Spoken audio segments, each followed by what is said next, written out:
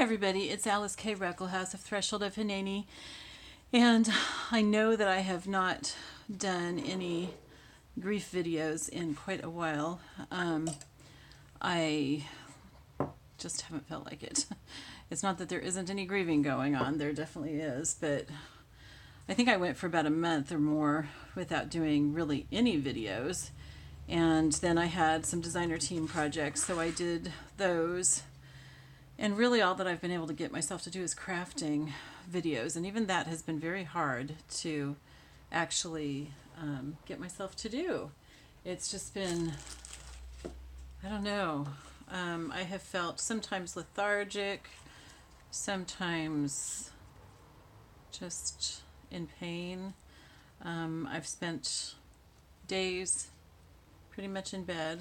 I get up and teach my classes and then I go back to bed. It's been really hard. I guess kind of the timeline that I would give when talking about this part of my grief. My parents were here for the first 2 months. They came a few days after Bill died. I think about a week after he died. And then they stayed for 2 months. So I was pretty well distracted then. It's very hard for me to cry around people. So, it's like I didn't really cry very much when they were here. I would cry when they'd go home. In the evenings, they were staying in their motorhome out at the KOA. And, so I didn't really do a lot of grieving. Then I was distracted because we had a lot that we were doing. We were trying to get me all set up as far as, my house being so that I could live comfortably in it, because I have a lot of mobility problems. So we were busy doing that. And then in the 2 weeks after they left, I had to do I guess almost for a month after they left, I had to do my tax return. And, oh, that's not the right kind of red. And so, I did that. And that kind of kept me distracted. And then, do either of these greens go with this? Not really. And then, after that, a friend came for about a week. And so that distracted me too. And then I was just like left on my own, which is good. I mean, I'm not complaining at all. I'm just saying that then opened me up to, having the time to grieve. And so I did. And I don't know if this really, yeah, I think it does. I think it looks cool with it. Okay, let's do that. So that was when I just really, I think, started grieving. And that was when I got really depressed. And it started becoming hard for me to get out of bed, hard for me to function and do much of anything. And then about, I guess, a week ago or so, I had to put Eli, my dog, Bill's dog, to sleep. He was 13 years old, and that's 91 in dog years. So he was pretty old. He had already been having a hard time getting up the steps from the backyard, and he had gotten to where I needed to, go out and actually pick his legs up and put him up the steps. And that was hard. That was really hard because I knew then that we were close to the end. And so, yeah. So then that was about a week and a half ago. And I've been doing a little bit better. Not having Eli has meant that I've slept better because I'm not getting woken up in the middle of the night to take him out. I miss him a lot, and I really took a turn for the worse when I had to put him down, because it was kind of like, well, he was Bill's dog, And so it was kind of like I lost the last part of Bill that I had. And that was really difficult. However, at the vet, I was crying out in the waiting room really hard, harder than I think most people would cry when their dog's being put to sleep. And a lady came over and asked if she could pray for me. And I explained to her that this was my husband's dog, and my husband had died just a few months before. And she actually, it was like one of those divine appointments. She runs grief groups. And so, we were able to talk quite a bit and everything. And that was really, really good. And hopefully I'll be getting into one of the grief groups. And I think that will be really good. Okay, so that's what I'm doing is I'm working on Christmas junk journals while I'm talking to you. I hope you don't mind that, but since I'm not going to show my face in these vlogs, it will give you something to look at while I'm talking. So it's like, I think that I've just been going through a whole different phase of grieving. I have been, like I said, really lethargic. I had forgotten about taking any kind of herbal things for depression until today when a friend reminded me about that. And so I've started taking St. John's wort again, and that usually helps me. It doesn't help everybody, and you guys, there are definite contraindications if you're taking certain drugs, or if you go out in the sunshine a lot and stuff. So don't just take it because I'm taking it. Okay, is what I'm saying. I'm not recommending things on these videos. I'm just telling you what I'm doing and how things are going. Anyway, so I've taken some of that today, and I think that that's probably helping some. Getting a little bit more sleep has been helping. I've been trying to eat better. Salads pretty much every day, and some meat. I am not a meat person, but since I had colitis a few years ago, I can't eat beans or nuts or seeds. So I need to eat meat, and so I'm trying to eat meat. So I think that's good, and drinking plenty of fluids. That's really important, because if you're crying, you can become dehydrated. I think I talked about that on another video. So that's basically how I've been doing. But it's kind of weird, the things that have made me cry the hardest. They've usually been things that have taken me by surprise. Like yesterday, I really wanted to cook some chicken. I need to, like I said, I need to eat meat, and something's wrong with my thread.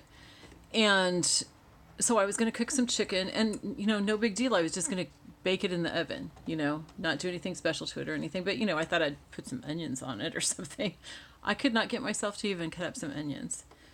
I don't know if it's a result of being depressed, or if somehow I'm connecting it with Bill. When we were first married, he did some cooking, but I did most of the cooking, and that was simply because he was working outside of our home. He was doing real estate at the time, so I was home all the time, so it was easy for me to cook. He loved to cook. And but I did most of the cooking. Our kitchen was so tiny, you really couldn't cook together. Even though both of us really enjoyed cooking together, it just wasn't practical there. And so I did most of the cooking. But then after I had colitis, after I was hospitalized for colitis, there were so many things that I couldn't eat. In fact, there were just so few things that I could eat. So he cooked for himself, and I ate the things that I could eat, which are mostly not cooked. And so after that, he pretty much did most of the cooking. And I just have not gotten back my love of cooking. I used to really enjoy cooking, but I just I didn't enjoy it in the last part of his life, the last part of our marriage, and I really, really don't like it now. I just have a hard time getting myself to cook. So I eat mostly things like salads or cottage cheese or smoothies or things that I can just pull out of the freezer and stick in the microwave. So I really want to get to where I'm cooking a little bit more. Maybe like cook one large family-sized dish a week and just eat that throughout the week. So yesterday I baked that chicken, and even though I wasn't able to add like any onions or anything to it, I did pour some teriyaki sauce on top of it, and usually Bill especially would marinate the chicken in teriyaki sauce, but then he'd take it out of the sauce to bake it. Well, I just poured it on top of it when I went to bake it, and that actually turned out really good. It kind of caramelized on top, so that was nice. So I have chicken for the week that I can slice over salads and stuff like that. Gosh, it seemed like there was something else I was going to talk about. Oh, I know.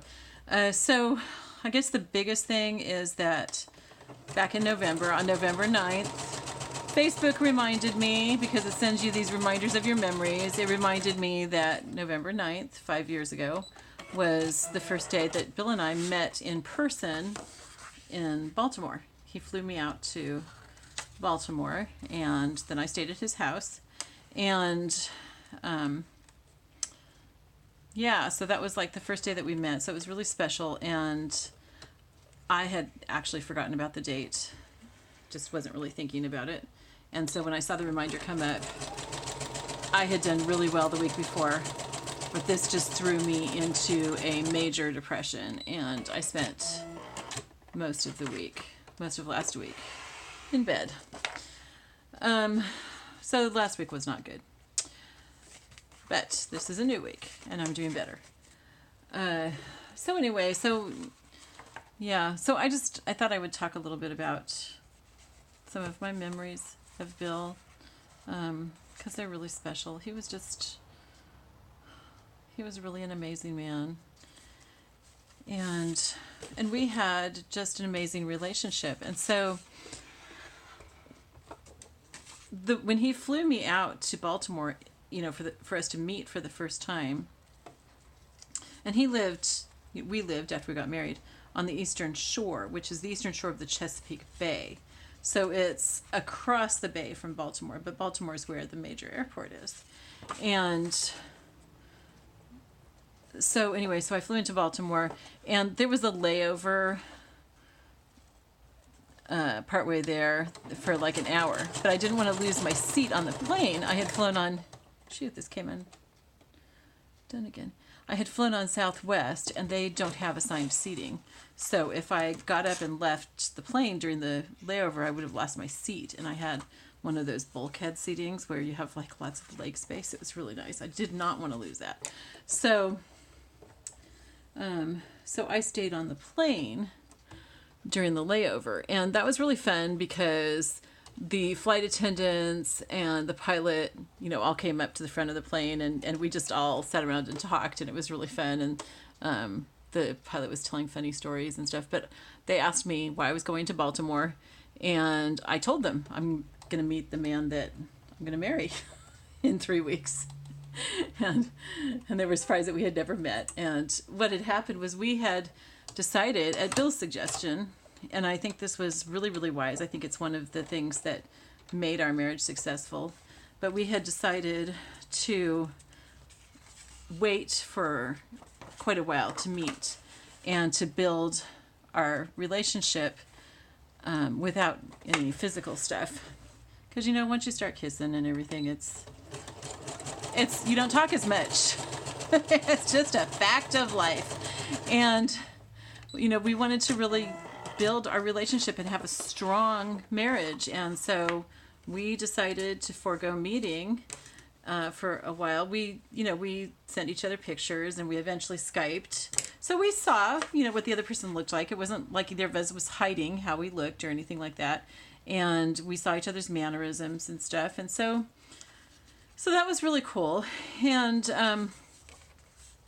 This is going to be the center page, so I don't want to have anything on the inside.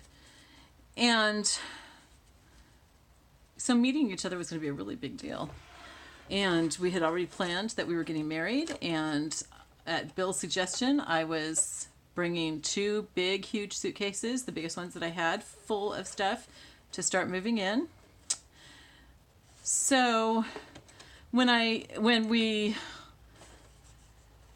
left the plane, when we deboarded, one of the flight attendants wished me luck over the loudspeaker. That was really nice. And anyway, so then got off. We had gotten there half an hour early. And so I thought, well, Bill's probably not going to be there yet. And so I took my time. I went into the bathroom and freshened up my makeup and everything. And I came out and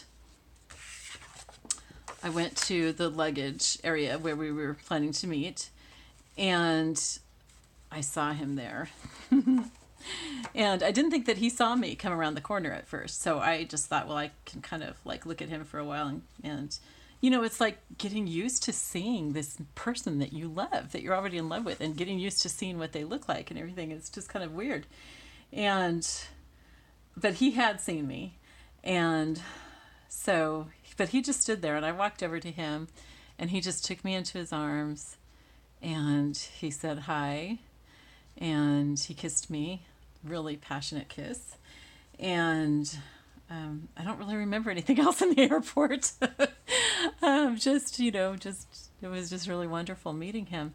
And then he took me to Trader Joe's. We had planned to go to Trader Joe's to get food for the week. And so he took me to Trader Joe's, and I remember there were like a lot of sailors, Navy guys, in their whites in Trader Joe's because it was in Annapolis. And so that was just really cool seeing all those guys in their dress uniforms. It just made it feel like a really special day. And it was really crowded. So Bill had the cart, and I just kind of ran up and down the aisles grabbing things and then putting in the cart, grabbing the things. We had already made up a list on the phone and everything of what we were going to get. And then we stopped at Sandy Beach, which is right before you get to the bridge. I think it's just south of the bridge. And so we stopped there for a while. It was November, and cold in Maryland. But it was a sunny day, and we just sat on a bench close to the bay and watched the boats go by. There were a lot of people sailing and stuff, and looked at the bridge, and we talked and kissed some and everything. And then we decided to go to his house, and so he took me over the bridge, which is like 5 miles long, the Bay Bridge. And the Chesapeake Bay is huge. I'm used to the San Francisco Bay, which I think of as being pretty big, but the Chesapeake is 200 miles or 250 miles or something. It's the biggest estuary in the world.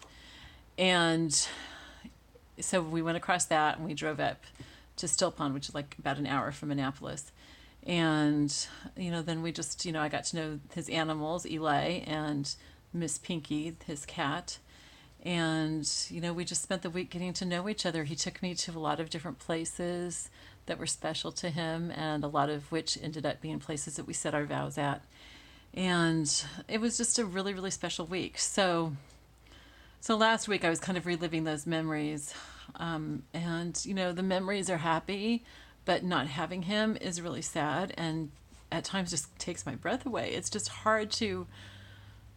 It's been 4 months now, you guys, and it's still hard for me to wrap my brain around the fact that he's gone. He's not coming back.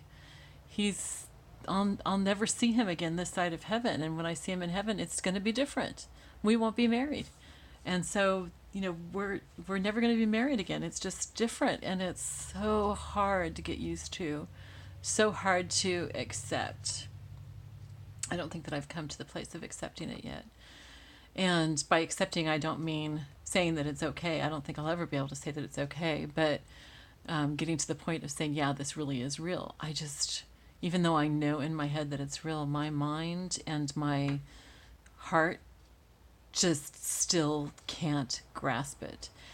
I haven't had, like a lot of women think that they see their husband. I did for like the first couple weeks, but I don't really do that anymore.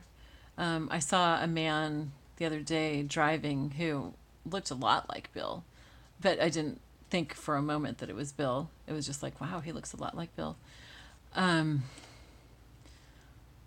But I have had times when I felt like he was here with me. I felt like he's lying down next to me, holding me, just a few times, not a lot. Um, yeah, it's just been really hard. So I'm trusting that eventually my mind will grasp the fact that he's not here anymore.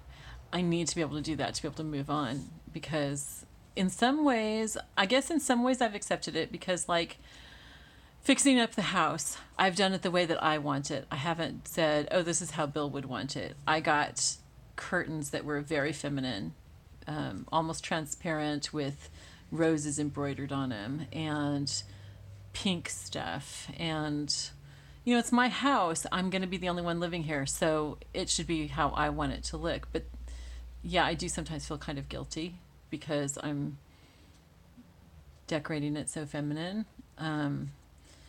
and not, you know, not keeping Bill in mind as I decorate. But he's not going to be here. He's not going to. So, so I think that kind of, in a way, it hurts, but it also helps, because it really, it's like I have to admit to myself when I do that, I have to admit that he's not going to be part of this, that it's just me. And, you know, I used to enjoy being by myself. And I do still, I'd rather be by myself than be with other people. But I wish that I could be with Bill. Before I met him, I loved being by myself. You know, I just really loved when I had a week by myself. And now it's not that I'm lonely, I just miss him so much. I'm getting used to sleeping by myself. I don't wake up and cry anymore, but I do sometimes really miss having him in bed and being able to cuddle up to him. So that's where I am. I mean, it's not really a lot to talk about. So, as far as, well, I'll talk some more in another video. Okay, I love you all. I'll talk to you later. Bye.